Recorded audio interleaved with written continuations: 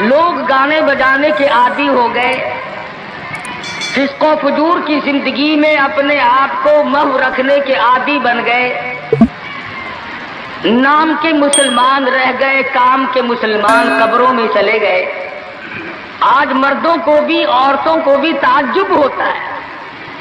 اس نے کہا بھائی آج یہاں کیا بات ہے کہ جی شادی ہوگی کہ یہ تو جلسہ ہے؟ شادی میں تو کسی فلمی ایکٹریس کا ناچ گانا بجانا ہونا چاہیے، اور تمہارے یہاں کراچی میں تو فلمیں دکھانی شروع کر دی۔ ساری دن دولت کی بات ہے اور کچھ نہیں۔ ہماری اگر بات آج نہیں سنتے تو وقت آئے گا کہ یاد کرو گے۔ بڑوں بڑوں کو ہم نے سیدھا ہوتے دیکھا ہے۔ جب مصیبت کا چکر پڑتا ہے، جب پریشانیوں کا ازدحام آدمی کے اوپر ہوتا ہے، ہوش نہیں آتا، پھر آدمی مسجد کا رخ کرتا ہے، لمبی لمبی دعائیں مانگتا ہے۔ اسی کو قرآن کریم کہتا ہے وَإِذَا أَنْعَمْنَا عَلَى الْإِنسَانِ أَعْرَضَ وَنَأَىٰ بِجَانِبِهِ، جب آرام پہنچتا ہے، کاروبار صحیح چلتا ہے تو کروٹ نہیں بدلتے، اللہ کا نام لینے کی توفیق نہیں رہتی، خدا بند کریم کو یاد کرنے کے لیے وقت نہیں ملتا۔ اتنا لمبا پہاڑ شادی کا بنا دیا، غریب آدمی کے بس کی بات نہ رہی۔ قرآن کریم کہتا ہے بادشاہت موجود ہو، دولت موجود ہو، سارا کاروبار صحیح چلتا ہو، وَإِذَا أَنْعَمْنَا عَلَى الْإِنسَانِ أَعْرَضَ وَنَأَىٰ بِجَانِبِهِ، اور جب مصیبت آئے وَإِذَا مَسَّهُ الشَّرُّ فَذُو دُعَاءٍ عَرِيضٍ، بڑی لمبی لمبی دعائیں مانگتا ہے، سجدے میں پڑھ کے روتا ہے اے پروردگار، او میرے رب میرے حال پہ کرم فرما۔ جب مصیبت چل جاتی ہے پھر خرمستی کرتا ہے۔ امام الانبیاء محبوب کبریا حضرت محمد مصطفیٰ صلی اللہ تعالی علیہ وسلم کی شادی کا وقت آیا، آپ بالکل نادار ہیں، مفلس ہے، غریب ہے۔ ایک عورت نے آ کر آپ سے بات کی کہ آپ کی شادی کر دی جائے۔ قربان جاؤں، ارشاد فرمایا میری شادی ہوگی کیسے؟ گھر نہیں، در نہیں، زر نہیں، پر نہیں، میرے پاس تو ساز و سامان نہیں۔ وہ کہنے لگی ایسی عورت سے اگر نکاح ہو جائے جس کے پاس دولت بھی ہو، سب کچھ موجود ہو، ارشاد فرمایا میں کس طرح سے کروں؟ وہ مجھ سے بھی تو مطالبہ کرے گی۔ صاحب کہنے لگی سیدہ خدیجہ رضی اللہ تعالیٰ عنہا، جس کو مکے کے بڑے بڑے چودھریوں نے پیغام دیے تھے، نکاح کے لیے آئے تھے، بڑے بڑے لوگوں نے پیغام دیے، دولت مند آئے، چودھری آئے، مکے کے رئیس آئے، بڑے بڑے قریش آئے، لیکن خدیجہ کہنے لگی او لوگوں تمہیں کیا معلوم ہے، میں نے ملازم رکھ کے دیکھ لیا، میں نے کاروبار کرا کے دیکھ لیا، خدا کی قسم میں چوبارے پہ کھڑی تھی، جب حضور اکرم صلی اللہ علیہ وسلم چلنے لگے میرا سامان لے کر، میری آنکھوں نے دیکھا بادل نے چھاؤں کر لی تھی، بادلوں نے چھاؤں کی، میری آنکھوں کے سامنے سورج کی تپش زیادہ تھی، حضور کے سر پہ آ کر بادلوں نے چھاؤں کی۔ اور لوگوں میں تو ان کے بادلوں کے چھاؤں میں آنا چاہتی ہوں، میں غریب بے شک ہے، وہ یتیم ہے، لاوارث ہے، ان کا کوئی نہیں، میں اپنے آپ کو ان کے قدموں پہ نثار کرنا چاہتی ہوں۔ چنانچہ تیاری ہوئی، حضور نے فرمایا میں کیا تیاری کروں، میرے پاس تو کچھ نہیں، شہنشاہ کائنات ہو، عبداللہ کے بیٹے ہو، آمنہ کے درے یتیم ہو، اور پلے کچھ نہیں۔ ابو طالب نے نکاح کا خطبہ پڑھا، سیرت کی کتابوں میں موجود ہے، مقدمہ ابن خلدون میں، دیگر کتابوں میں ابو طالب کی یہ الفاظ ہیں او لوگوں آج اگرچہ میرے بھتیجے کے پاس دھن دولت نہیں، حکومت نہیں، تجارت نہیں، لیکن میرا یقین کہتا ہے ایک وقت آئے گا ساری دنیا کی دولت قربان کر دی جائیں گی۔ حضور اکرم صلی اللہ تعالی علیہ وسلم کا سب سے پہلا نکاح سیدہ خدیجہ رضی اللہ تعالی عنہا کے ساتھ ہوا، اور حضور نے یہ ثابت کر دیا آقا دو عالم صلی اللہ علیہ وسلم کی عمر مبارک 25 سال ہے اور سیدہ خدیجہ کی عمر 45 سال ہے۔ تو عرض کر رہا تھا عمر کا تناسب نہیں، نبی نے ہر اس رسم کو توڑا، ہر اس ذوم باطل کی تردید کر دی عملی طور پر، جس کو دنیا کے لوگ چلا کرتے تھے اور بازاروں میں تنتنایا کرتے تھے۔ یہ کوئی مناسبت ہے کہ حضور کی عمر شریف 25 برس ہے اور خدیجہ کی عمر 45 برس ہے؟ عمر والے مسئلے کو ختم کر دیا گیا۔ حضرت خدیجہ اور پھر کمال یہ کہ اللہ پاک نے اس ہی مائی کے پیٹ سے اولاد دی جس کی عمر حضور سے دگنی تھی۔ آج تو اگر تھوڑی سی عمر زیادہ ہو جائے لڑکی کی، پھر تو لوگ فتہ لے کر کے آتے ہیں کہ میاں ناپ کے دیکھو پہلے کتنی بڑی ہے۔ کون زوم کرتا ہے، کون گمان کرتا ہے؟ پچھلے سال میرے پاس ایک آدمی آیا اور کہنے لگا قاری صاحب ایک دعا کر دے۔ میں نے کہا کی کہ پہلے تو لڑکی کا رشتہ مانگنے کے لیے کافی لوگ آتے تھے، ہمیں ہوش نہ آیا، اب عمر کچھ زیادہ ہو گئی، اب کوئی مانگتا ہی نہیں۔ میں نے کہا دریا چناب میں دھکا دے دو، اب لے گا کوئی نہیں۔ پتا چلا شرافت بڑی چیز ہے، طہارت بڑی چیز ہے۔ یہ عمر کا بھی مسئلہ جو ہے یہ دیکھنے آج کل اگرچہ دیکھنا پڑتا ہے لیکن اس کی مناسبت کوئی نہیں۔ اگر لڑکی کی عمر زیادہ ہو تو حضور کے عمل نے پہلے یوں تردید کر دی، اور پھر ایسا وقت بھی آیا کہ حضور اکرم صلی اللہ علیہ وسلم کی عمر مبارک تقریباً 42 برس ہے اور سیدہ عائشہ صدیقہ رضی اللہ تعالی عنہا کی عمر 6 برس ہے۔ حضور کے عمل نے اس بات کو بھی توڑ دیا کہ اگر لڑکے کی زیادہ عمر ہو جائے تو کوئی بات نہیں، سنت کے خلاف نہیں ہے، شریعت کے خلاف نہیں ہے۔ سیدہ عائشہ صدیقہ رضی اللہ تعالی عنہا کی عمر مبارک اس وقت 9 برس ہے جب رخصتی ہوئی، اور حضور صلی اللہ علیہ وسلم کی عمر شریف میں حیات اور زندگی میں سیدہ عائشہ صدیقہ نے 18 برس گزارے۔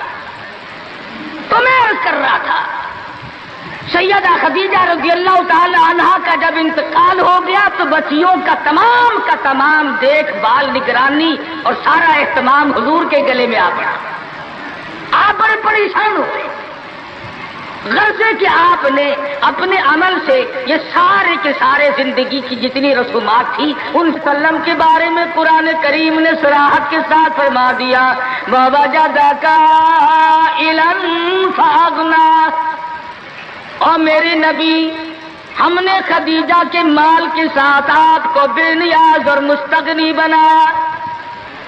خدیجہ رضی اللہ تعالیٰ عنہ مکے کی تاجرہ تھی، مکے کی رئیسہ تھی، مکے کی بہت بڑی دولت مند تھی، لیکن گھر میں حضور کے آ کر پھر یہ ہاتھ نہیں رکھا یہ دولت میری ہے، یہ مال میرا ہے، حضور کے سپرد کر دیا۔ اور میرے آقا میری جان بھی، میرا دل بھی، میرا ایمان بھی، میرا مال بھی، سارے کا سارا آپ کے حوالے۔ سیرت کی کتابوں میں موجود ہے، حضور نے فرمایا خدیجہ عورت ذات ہے، میرے حوالے مال کرے گی، کل کو ختم ہو جائے گا، پچھتائے گی۔ عرض کرنے لگی میرے آقا آپ چاہے ایک دن میں ختم کر دیں میں اوف نہ کروں گی۔ چنانچہ دوسرے ہی دن حضور اکرم صلی اللہ علیہ وسلم نے محض چند دنوں میں جتنی خدیجہ کی دولت تھی ساری مکے کے غریبوں میں تقسیم فرما دی۔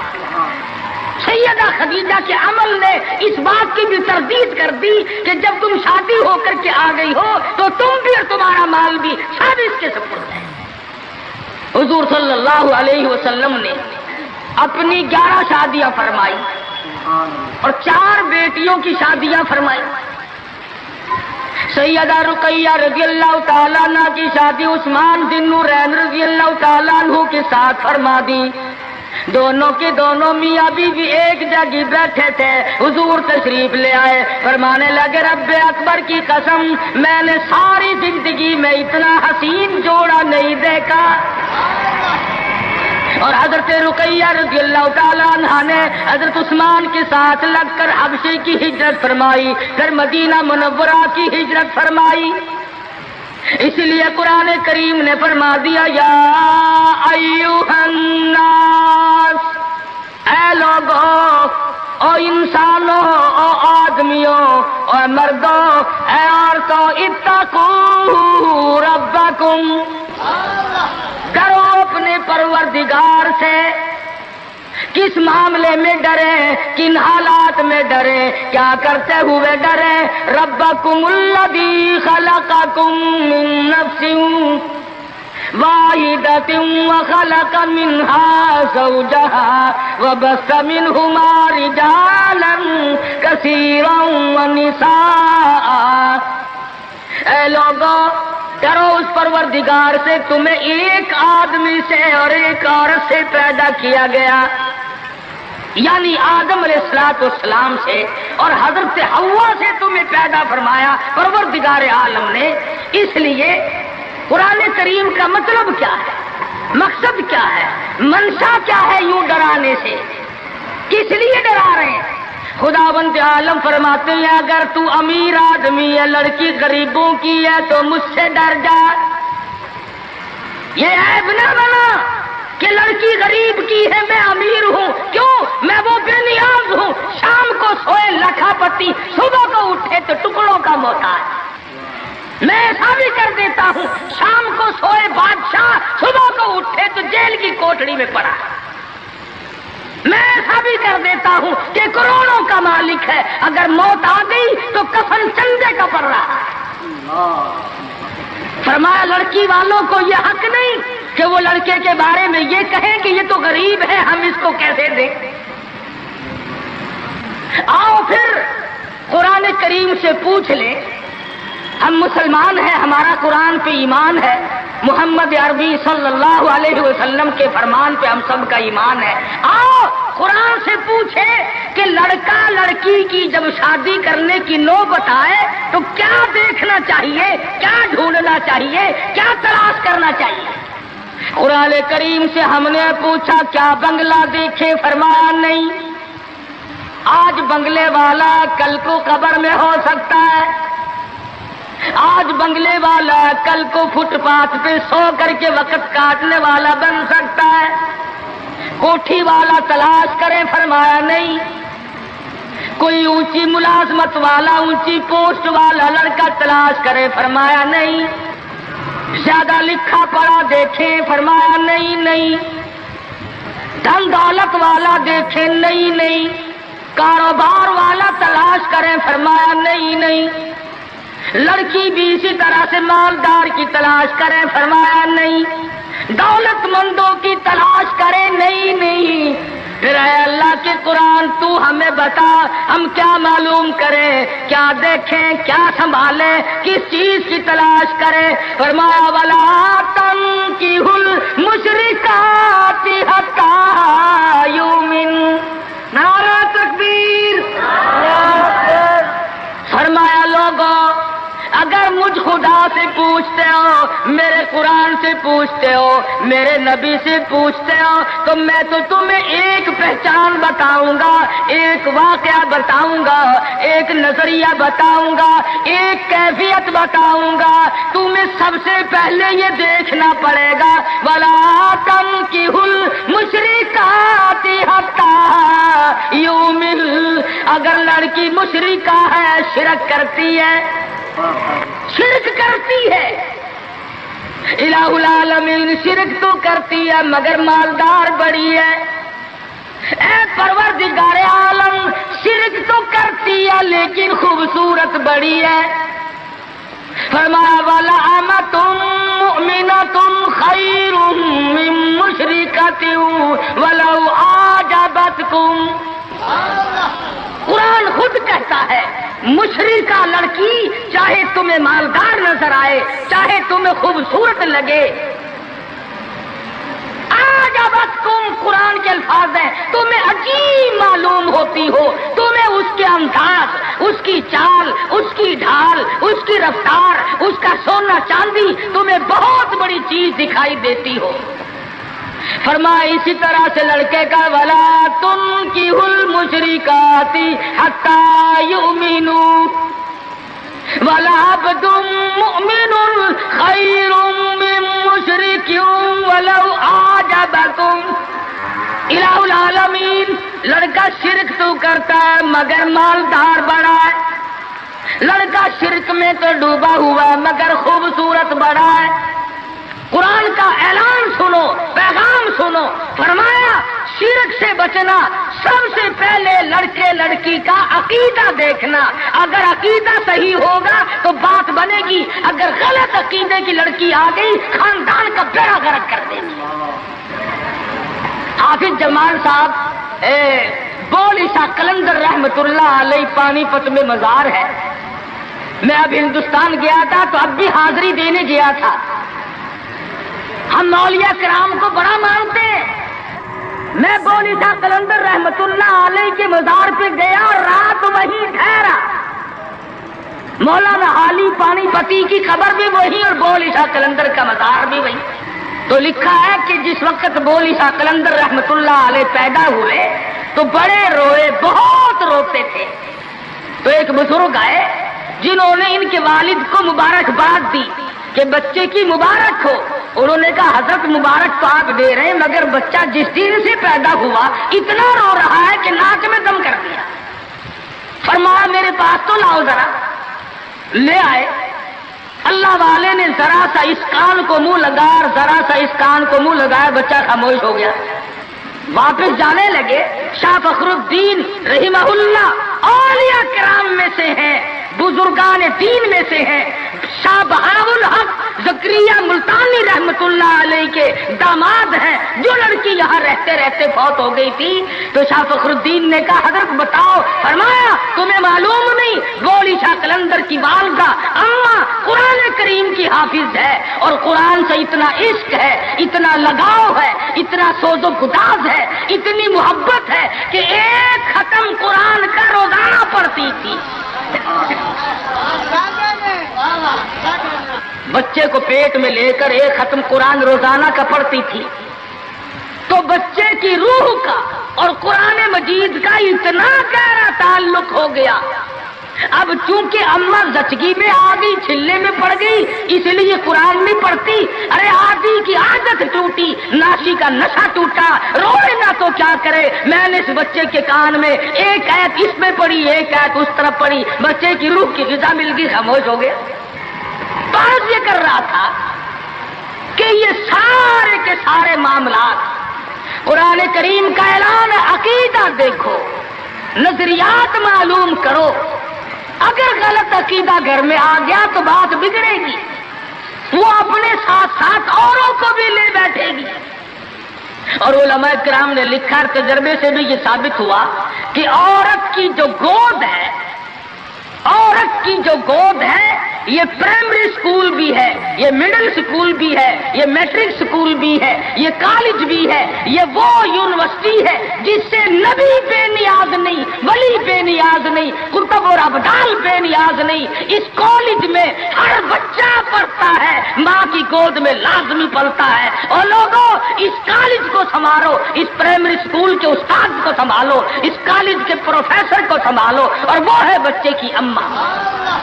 ہمارے یہاں بالخصوص عورتوں کی تعلیم کا، دینی تعلیم کا کوئی انتظام نہیں کرتے۔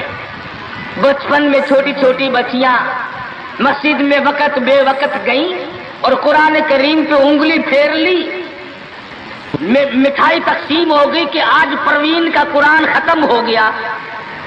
نہ اسے عقیدے کا پتہ، نہ اسے نظریے کا پتہ، نہ اسے یہ معلوم کہ میں مسلمان ہوں اور مجھ پہ کن چیزوں کا فرض منصبی جو ہے وہ لاگو ہوتا ہے۔ لعلہم یتذکرون، میرا کام ہے تم تمہیں قرآن کی آیتیں کھول کھول کے سمجھا دینا، اب عقل پکڑو یا مت مار لو، وہ تمہاری مرضی۔ تو فرمایا اتقوا ربکم الذی خلقکم من نفس واحدہ، او لوگوں غرور نہ کرو، تکبر نہ کرو، یوں نہ کہو میرا لڑکا خوبصورت نہیں، ہماری لڑکی بڑی خوبصورت ہے، بہت ممکن ہے شام کو سوئے حسن والی صبح کو اٹھے تو آنکھوں سے جواب مل جائے۔ اس لیے کالے گورے کی بات کو لانا یہ بھی خدا کی خود پہ اعتراض ہے، اور مالدار غیر مالدار کی بات کرنا یہ بھی خدا بند عالم کے اعتراض ذات پہ اعتراض ہوگا۔ فرمایا الذی خلقکم من نفس واحدۃ وخلق منها زوجها وبث منهما رجالا کثیرا ونساء، ایک آدم کی اولاد، ایک حوا کی اولاد، کسی کو کسی طرح کا فخر کرنے کی اجازت نہیں، کسی کو کسی طرح کا غرور کرنے کی اجازت نہیں، کسی کو کسی پر فوقیت جتانے کی اجازت نہیں۔ ہاں فرمایا ان اکرمکم عند اللہ اتقاکم ان اللہ علیم خبیر۔ تقوی، پرہیزگاری، اللہ اللہ کرنا، اللہ کی حضور میں زیادہ سجدے کرنا، یہ ایک رحمت ایسی ہے جو آدمی کو اونچا کر دیتی ہے۔ علماء کرام نے لکھا ہے مکہ معظمہ میں اللہ پاک مسلمان کو زیارت نصیب فرمائے بیت اللہ شریف کی، آمین بھی نہ کہیو، عقیدے میں آمین بھی مہنگی ہو گئی ماشاءاللہ، اور ساری چیزیں تو مہنگی ٹھیک ہے، چلو تمہارے یہاں آمین بھی مہنگی ہو گئی، کیا کہنے تمہاری سبجیتوں کے۔ مکہ مکرمہ میں ایک شخص ایک باندی کا ہاتھ پکڑے ہوئے ہے اور وہ کہنے لگا میں اس کو 20 اشرفیوں میں بیچتا ہوں۔ ایک بزرگ تھے بغداد کے رہنے والے، انہوں نے آپ کی اتنی کم قیمت کیوں بتا رہا ہے؟ وہ کہنے لگا اس میں عیب ہے۔ کیا عیب ہے؟ اس نے کہا بھی یہ ہے کہ ساری رات نماز پڑھتی ہے اور سارا دن روزہ رکھتی ہے، اس میں یہ نقص ہے۔ اللہ والے نے خرید لی، اس نے کہا چلو میری ساتھ نماز پڑھ کے دیں گے، ایک کے بجائے 2 اللہ اللہ کیا کریں گے۔ چنانچہ عشاء کی نماز کے بعد اس باندی نے پوچھا کہ اے میرے مالک کام ہے میرے متعلق؟ کہا کوئی نہیں۔ لکھ دو ہے کہ عشاء کی نماز کے بعد مصلی پہ کھڑی ہوئی تھی، صبح کی آزاد ہو گئی، قرآن پڑھتی رہی ساری عمر، اور جب دن آیا تو کہنے لگی اللہ والے تم بغداد میں رہتے ہو، کچھ قرآن سنو۔ انہوں نے 2 آیتیں پڑھی، ہوش ہو گئی، منہ پہ پانی کے چھینٹے پڑے، پھر ہوش آیا، پھر قرآن کی 2 آیتیں پڑھی، سورت حدیث پوری نہ پڑھ سکے تھے، ایک ہماری اور جان دے۔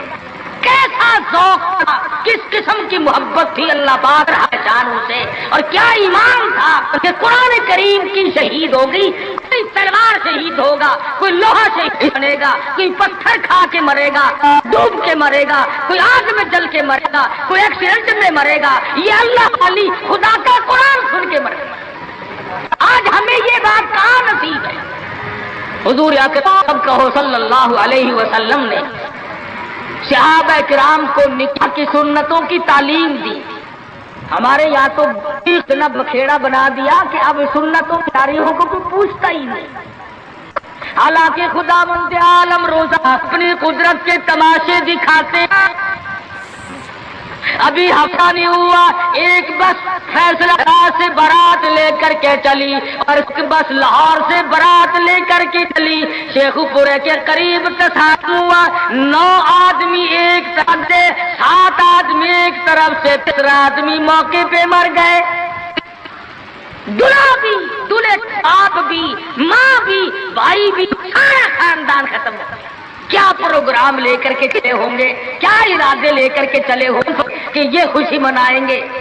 لاہور کے جس محلے میں دلہن آنا تھا، ہم اس محلے میں ٹھہرے ہوئے تھے، سجا رکھا ہے، یہاں مسحری بچھائی ہے، یہاں سامان رکھیں گے، یہاں فریج رکھا جائے گا، یہاں پنکھے رکھے جائیں گے، یہاں پر تمام مہمان ٹھہریں گے، خود قسم انتظار ہے سامان کا، اور کچھ دیر کے بعد 7 آدمیوں کے چھیچڑوں اور بوٹ کی گٹڑیاں بن کے آئے. اس لیے ہمیں ہر حال میں اللہ کے قہر اور غضب سے ڈرنا چاہیے. ڈرتے نہیں. ہمارے ملتان میں ایک بہت بڑے ٹرانسپورٹ نے اپنی بچی کی شادی کا پروگرام بنایا تو برات بھی بہت بڑی آنی تھی. بڑے گاجے ہو رہے تھے اور بڑا ٹھیٹر تماشا کھانا پکانا. اچانک ٹیلی فون کہ شور کوٹ کے پاس ٹکر ہو گئی, ساری کار ختم ہو گئی. جس میں لڑکا تھا وہ بھی ختم ہو گیا. ہاتھوں کی لکیر دیکھ کر لوگ تقدیر بتاتے ہیں. ساری عمر قرآن پڑھنے کے بعد اپنی تقدیر کا پتہ نہیں. میں کہتا ہوں کہ نبی کو اپنی تقدیر کا علم نہیں کہ صبح کیا ہوگا. رسول کو علم نہیں, وقت کو علم نہیں. اور یہ فٹ پاتھ پہ بیٹھ کر لوگوں کے ہاتھوں کی لکیر دیکھ کر تقدیر بتاتے ہیں. جب پر یقین کیا جاتا ہے. ہم ہیں مسلمان. ایک مرتبہ لاہور میں فٹ پاتھ پہ بیٹھا ہوا آدمی لوگوں کے ہاتھوں کی لکیر دیکھ رہا تھا اور تقدیر بتلا رہا تھا. بڑے لوگ کھڑے تھے, اچھے خاصے بڑے لوگ. کسی کو کہتا تھا تجھے بڑی اونچی ملازمت ملے, بہت اونچی پوسٹ پہ تو جائے گا. بس بابو جی اکڑے جاتے تھے, کیا کرنا بس کیوں جی گورنر سے کم تو نہیں ہوں گا نا. لوگ پیسے بھی دے رہے تھے اور تقدیر لکھ رہے تھے.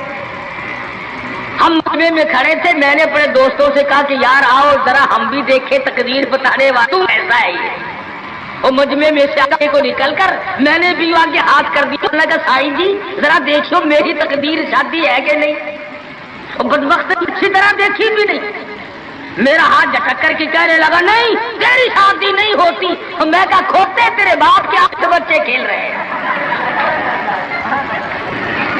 تجھے کیسے معلوم ہو گیا کہ شادی نہیں ہونی؟ البتہ اگر تو دوسری شادی کے بارے میں کہتا ہے تو بات اور ہے. اس کا کھیل ختم ہو گیا. غلط چیز, غلط عقیدے کی طرف بہت جلدی لوگ بھاگ جاتے ہیں.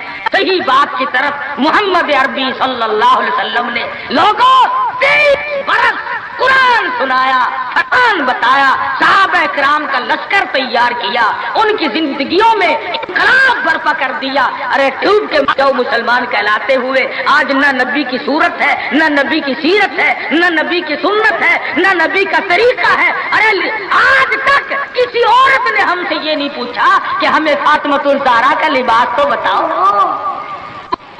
آج تک کسی مائی نے ہم سے یہ نہیں پوچھا خدیجہ کا لباس بتاؤ. کوئی ماں بہن آج تک یہ پوچھنے نہ آئی عائشہ صدیقہ رضی اللہ تعالیٰ عنہا کا لباس بتاؤ, ام حبیبہ کا لباس بتاؤ, ام سلمہ کا لباس بتاؤ, رقیہ, ام کلثوم, زینب کا لباس بتاؤ. کون پوچھے, کرنا ہو تو پوچھے. مدنی کریم صلی اللہ تعالی علیہ وسلم نے صحابہ کرام کی زندگی میں انقلاب برپا کر دیا. شادیاں حضور سے پوچھ کے کرتے ہیں. خدا کی قسم وہ شادیاں کتنی متبرک ہوں گی, کتنی برکت والی ہوں گی جن میں حضور نکاح پڑھانے کے لیے تشریف لاتے تھے. صحابی ہے مدنی کریم صلی اللہ علیہ وسلم کا, غریب ہے, نادار ہے, شکل کا بھی ایسا ہی ہے, چھوٹے سے قد کا صحابی ہے مگر حضور کا دیوانہ. دریائے کرم جوش میں آیا, فرمایا جلیبی تم نے شادی کی کہ نہیں؟ عرض کیے یا رسول اللہ میری شادی کون کرے, غریب ہوں, نادار ہوں, مفلس ہوں. فرمایا جا فلاں صحابی کے پاس چلا جا, اس کے پاس لڑکی ہے, میری طرف سے جا کے پیغام دے دے. اس نے پیغام دیا, منظور ہو گیا, بڑا خوشی خوشی آیا, آ کے کہنے لگا کالی کملی والے صلی اللہ علیہ وسلم میرا کام بن گیا, میرا گھر بسے گا, میری چوک بسے گی, میرا گھر آباد ہوگا, مگر میرے پلے کچھ نہیں. فرمایا جا عثمان غنی سے 300 درہم قرض لے لے, تیرا قرض میں محمد الرسول اللہ ادا کروں گا. وہ کتنے خوش نصیب ہوں گے لوگ جن کی امداد شادی میں حضور فرمائے اور ضامن بن رہے، عثمان غنی کی خدمت میں گئے رضی اللہ تعالی عنہ کہ مجھے حضور نے بھیجا ہے 300 درہم قرض دے دے، حضور نے مانگا ہے، حضور ضامن ہے صلی اللہ علیہ وسلم۔ 300 لے کر کے بازار گیا، کچھ کپڑا خریدا، کچھ برتن لیے، کچھ ساز و سامان بنایا، جھوپڑی کی تیاری کی۔ اتنی دیر میں مدینے میں اعلان ہو گیا، انفروا فی سبیل اللہ، اور مسلمانوں آؤ میدان میں، کفر نے اسلام کو للکارا ہے، تیار ہو جاؤ لڑائی کے لیے۔ کیسے ذہن بنا دیے تھے مدنی کریم صلی اللہ علیہ وسلم نے، جو کسی کے فرمان پہ مار کھائی جائے بڑی لذت آتی ہے۔ صحابی حضور کی خدمت میں نہیں جاتا، اور میرے آقا جہاد میں جاؤں یا شادی کروں، آپ مجھے حکم دیں جو فرماؤ گے کروں گا۔ حضور کی خدمت میں نہیں جاتا، شادی کا پروگرام خود بخود ملتوی کر دیتا ہے۔ اسلام کی عظمت بڑی شے ہے، شادی کے مقابلے میں کوئی شے نہیں۔ زیور واپس کر دیے، کپڑا واپس کر دیا، برتن واپس کر دیے، گھوڑا تلوار لی، میدان جہاد میں سب سے آگے جا کے ٹکرا گیا اور زخم کھا کر شہید ہو رہا ہے۔ حضور میدان جہاد میں تشریف لائے، فرمایا میرا دیوانہ شادی میں مصروف ہوگا۔ کسی نے جواب دیا نہیں، فجرحت جرحن شدیدا، یا رسول اللہ ہمارے ماں باپ آپ پہ قربان ہو جائیں، وہ پیچھے نہیں، وہ تو 80 کے قریب زخم کھائے ہوئے نڈھال پڑا ہے، تلواروں تیروں کے 80 کے قریب زخم آئے۔ رحمت دو عالم صلی اللہ علیہ وسلم کا دریائے کرم جوش میں آیا، فرمایا اٹھا کر کے جلدی میرے پاس لے آؤ۔ صحابہ اٹھا کے لائے، رحمت والی گود میں سر رکھ دیا۔ اور لوگوں، کوئی اسپتال میں دم توڑے گا، کوئی ایکسیڈنٹ میں مرے گا، کوئی بیوی بچوں کے سامنے تڑپ تڑپ کے مرے گا۔ خدا کی قسم یہ صحابی کتنا خوش نصیب ہے، رحمت للعالمین کی رحمت والی گود میں دم توڑ رہا ہے۔ نعرہ تکبیر، نعرہ صحابہ۔ اور مدنی کریم صلی اللہ علیہ وسلم نے آخری وقت میں پیشانی پہ بوسہ دے کر کے فرمایا فزت برب الکعبہ، اور نوجوان رب کعبہ کی قسم تو بڑا کامیاب ہے۔ حضور کی گود میں دم توڑ رہا ہے، کیا خوش نصیب ہے، دیدار کرتا ہوا جا رہا ہے رحمت دو عالم کا، گود حضور کی، دیدار حضور کا، ہاتھ حضور کا، پیشانی حضور چوم رہی ہے۔ ارے لاکھوں مرنے قربان کر دو اس صحابی کے ایک شہادت میں۔ اور پھر توجہ کرنا، ایک بات بتاؤں، بخاری شریف کی روایت میں ہے کہ صحابی کا جب دم ٹوٹنے لگا، جب آخری وقت آیا، حضور کی گود میں سے اچھل کر تڑپ کر اپنا رخسار حضور کے قدموں پہ رکھ دیا، حضور کے قدموں میں دم دے دیا۔ مدینہ منورہ میں اعلان کر دیا گیا شہید ہو گیا صحابی، آؤ نماز جنازہ تیار ہے۔ چاروں طرف سے لوگ آئے، سارا مدینہ ٹوٹ کے آیا۔ جب جنازہ لے کے چلنے لگے، ابو ہریرہ نے دیکھا کہ مدنی کریم صلی اللہ علیہ وسلم اپنے قدم مبارک بچا بچا کر کے رکھ رہے ہیں، جیسا کہ کانٹوں سے بچایا جاتا ہو، روڑوں سے بچایا جاتا ہو۔ ابو ہریرہ نے پوچھا میرے آقا اینٹ نہیں، روڑا نہیں، پتھر نہیں، آپ کس چیز سے قدم مبارک بچا رہے ہیں؟ فرمایا اس صحابی نے شادی والی عمر بھر کی تمنا، عمر بھر کی حسرت کو، عمر بھر کے ارمان کو، عمر بھر کی آرزوؤں کو حضور کے لائے ہوئے اسلام کی عظمت پہ قربان کر دیا۔ حضور فرماتے ہیں انی ارا مالا ترا، میں تمہیں کیا بتاؤں، اس کا جنازہ پڑھنے کے لیے آسمان سے 4000 فرشتہ آیا ہوا ہے۔ سنت کی اتباع بہت بڑی چیز ہے، مدنی کریم صلی اللہ علیہ وسلم نے اپنی بیٹیوں کی شادیاں کر کے صاف صاف بتا دیا کہ یہ طریقہ کار ہے، اس سے زیادہ اور کوئی حقیقت نہیں۔ سیدہ فاطمہ الزہرا رضی اللہ تعالی عنہا کی شادی کا وقت آیا، یہی رجب کا مہینہ ہے۔ ابو بکر صدیق رضی اللہ تعالی عنہ اور فاروق اعظم کو بلایا، فرمایا تمہیں پتا ہونا چاہیے فاطمہ الزہرا سیانی ہو گئی ہے، میں نے نکاح کرنا ہے، مشورہ دو کس سے کروں۔ سبحان اللہ، نبی کے وہ مشیر بھی کتنے خوش نصیب ہیں کہ حضور اپنی بیٹی کے بارے میں بھی صدیق اور فاروق سے صلاح فرما رہے ہیں، مشورہ لے رہے ہیں۔ دونوں کے دونوں نے صاف فرمایا کہ علی سے بہتر کوئی نہیں۔ اندازہ لگاؤ وہ آپس میں اتنی محبت رکھتے تھے کہ ایک دوسرے کی شادی کے بارے میں حضور کو مشورہ دے رہے ہیں۔ فرمایا بہت اچھا، علی مرتضیٰ کو بلاؤ۔ بلا کے فرمایا کہ یہ میرا بھی ارادہ ہو گیا، اور ان دونوں حضرات نے مشورہ دیا کہ خاتون جنت کا نکاح تیری ساتھ کیا جائے، کچھ ہے پلے حق مہر دینے کے لیے؟ کہا یا رسول اللہ میں تو سپاہی آدمی ہوں، میرے پلے کیا ہے؟ یہ تلوار ہے اور یہ میری زرہ ہے جسے پہن کر میں جنگ کرتا ہوں، اور میرے پلے دم دولت کچھ نہیں۔ تو فرمایا کہ یہ زیرہ جو ہے اسی کو بیچ کر پیسے بنا لا۔ حضرت علی اٹھے، بیچنے کے لیے بازار جا رہے ہیں، راستے میں عثمان غنی ملے، فرمایا علی کہاں چلے؟ کہا میری یہاں شادی ہے، نکاح ہے، یہ زیرہ بیچنے چلا ہوں، میں اپنی حق مہر دوں گا۔ فرمایا آجا سودا کریں گے۔ عثمان نے علی مرتضیٰ نے سودا کیا، 400 درہم میں سودا ہو گیا۔ جب اٹھ کے چلنے لگے حضرت عثمان نے زرہ بھی پیسے بھی حضرت علی کو واپس کر دیے اور فرمایا کہ خاتون جنت کی شادی ہو، خرچ عثمان کا ہو، میں بڑا راضی۔ حضرت عثمان غنی رضی اللہ تعالی عنہ سے پیسے لے کر حضرت علی حضور کی جب خدمت میں گئے تو فرمایا زرہ بھی لے آئے، پیسے بھی لے آئے؟ کہ ہاں۔ عثمان نے سب کچھ دے دیا۔ حضور صلی اللہ علیہ وسلم کے بے ساختہ ہاتھ اٹھ گئے، فرمایا عثمان تجھ پر خدا رحم کرے، تو نے ساری عمر میرا ہاتھ بٹایا۔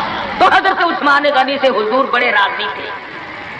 ایک چکی خریدی گئی، ایک مشکیزہ خریدا گیا، اور حضور صلی اللہ علیہ وسلم نے سادگی کے ساتھ نکاح فرمایا اور رخصت کر دیا، اور خود حضور سر پہ ہاتھ پھیر کر رخصت فرمانے کے لیے تشریف لے گئے اور برکت کی دعا کر کے واپس آ گئے۔ بتانا یہ چاہتا تھا کہ شادیوں کو لمبی چوڑے پکھنڈ اور یہ جو بنانا ہے وہ ہم نے بنائے، یہ سارے کا سارا رسموں کا کنواں ہم نے کھودا ہے۔ مہینوں پہلے انتظامات، مہینے پہلے بعد کو انتظامات، پھر لینا دینا۔ آج کل ویسے بھی چیزیں نہیں ملتی، مار سر میں درد ہو جاتا ہے کہ چینی کیسے پیدا کرے، گھی کیسے پیدا کرے، کہاں سے لائے اور کیا کیا جائے۔ میں یہ کہتا ہوں کہ لوگوں سادگی پہ آ جاؤ، نبی کی سنت پہ آ جاؤ، نبی کی غلامی میں آ جاؤ، اللہ اور اس کے رسول کے فرمان پہ آ جاؤ، سارے مسئلے چٹکیوں میں حل ہو جائیں۔